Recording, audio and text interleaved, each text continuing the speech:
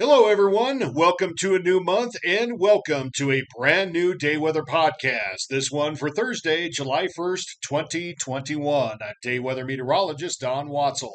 Well, we are into early July and we are going to have typical early July weather. Over the next few days, we are essentially going to have two areas of high pressure trade places, one moving east, the other one shifting westward. The east one is in the north and the one moving west is currently in the southern states.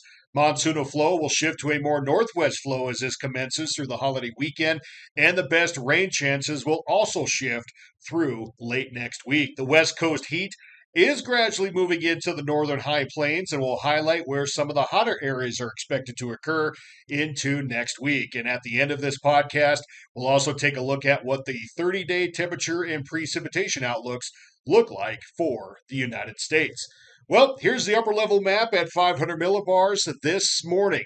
Here is that Omega block in place early this week over the Pacific Northwest. It's getting its further shove eastward into the Canadian prairies and the northern high plains. Here's the second ridge of high pressure. This was situated over the southeastern United States and eastern seaboard on Monday. In between, we still have this weak, little disorganized trough of low pressure.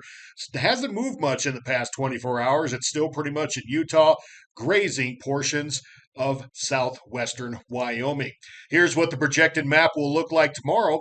Kind of have a steepening ridge of high pressure over the northern high plains, with our southern plains ridge starting to make its influence over the desert southwest. And here's that disorganized trough that will lift into Wyoming, Idaho, and Montana throughout the day on Friday and early Saturday.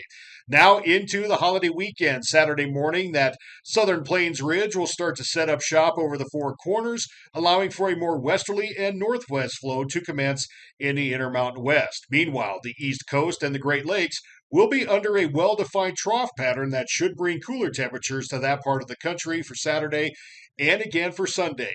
Back here in the west around the Front Range, the Continental Divide, and the Great Basin, hot high pressure will be established for a good chunk of next week. The monsoon that was in place or is in place now will shift to a more traditional flow with that moisture rounding the crest of that ridge over much of the west coast and into the northern high plains. Here's what the moisture profile looks like this morning. Here we have that weak monsoonal flow over the southern plains ridge being assisted by that Pacific trough over the western Utah region, covering much of the Four Corners and southern and southeastern Wyoming.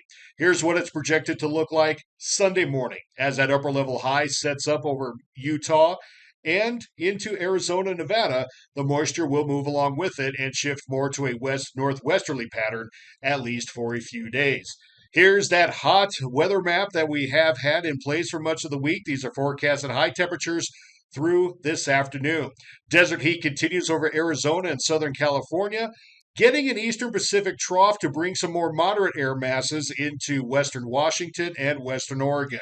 That's what they'd like to see instead of these stifling temperatures well above 100. But eastern areas of those states will be still baking in the summer heat as we head into early July, with those hot temps well into the 90s drifting across Montana, starting to make their presence over North Dakota and parts of South Dakota. Wyoming, Colorado, northern New Mexico, western Nebraska, western Kansas, still kind of in a donut hole of more moderate temperatures. This will be due to cloud cover today and the chance for some unsettled weather, keeping those temperatures from moving too much. Here's what the potential high temperatures are for Sunday. And as you can see, that heat is making its way into the northern high plains. Parts of the central and southern Dakotas are looking at some 100-degree readings for Independence Day. Surrounding that bullseye will be temps well into the 90s. That'll clip central and northeastern Wyoming, with general 70s and 80s over the higher elevations of Wyoming and Colorado. The plains also moving into temps in the 80s and lower 90s. Here's what the 4-day precipitation outlook looks like. And again, bullseye over the southern states, the Texas Panhandle, western Oklahoma. This has shifted a little bit where it was earlier this week, mainly hitting the eastern New Mexico, southeast Colorado region with some heavier rain showers. Nevertheless, pockets of steady rain may still impact the Colorado Front Range and still may drift northward into southeastern Wyoming and far southwest Nebraska. Now, this is the 4-day precipitation total map for next week. This is through Thursday at 6 o'clock Mountain Daylight Time. As that ridge pattern sets up over the Intermountain West and kind of shifts all the moisture around the base, it's going to send some jet stream energy through the northern high plains, and the best energy and cold fronts will drift over the Canadian prairies and the far northern high plains. And that should shift the best chances for rain and thunderstorms throughout the Dakotas, Nebraska, and Kansas. Now, here's what the 30-day temperature outlook looks like as we head through the month of July. And as you can see, there's hints of the monsoonal pattern really just kind of reestablishing itself throughout the month over the southern states of Texas and New Mexico, while we get more summer heat to impact the rest of the Intermountain West. This is through the end of July into early August. Now, for precipitation, kind of following suit, we may get some heavier rain amounts, in fact, much above normal for the central and midwestern parts of the country.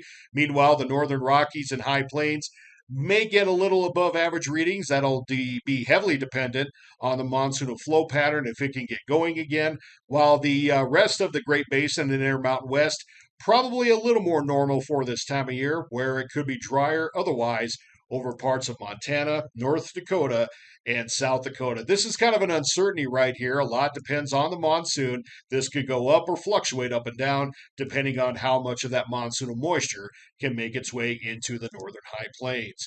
Don't forget to subscribe to the Day Weather Video YouTube channel. Thanks for listening and watching, everyone. We'll talk to you again tomorrow.